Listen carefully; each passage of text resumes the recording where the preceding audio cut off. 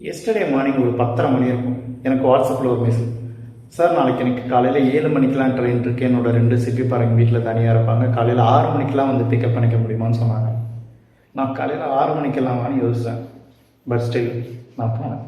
காலையில் எழுந்திரிக்கவே 5:30 மணி ஆகிடுச்சு. 5:30 மணிக்கு எழுந்து வெளியே வந்து பார்த்தா செம்ம மழை பெஞ்சிருக்க போல் நைட்டு ஃபுல்லாக. ஸோ தனியாக இருந்தது. சீக்கிரமாக கிளம்பிடலான்னு கார் எடுத்துகிட்டு அப்பயே கிளம்பிட்டோம். தூக்க கலக்கம் கிளையணுன்ட்டு பாட்டு கேட்டு வைப் பண்ணிக்கிட்டே போனோம்.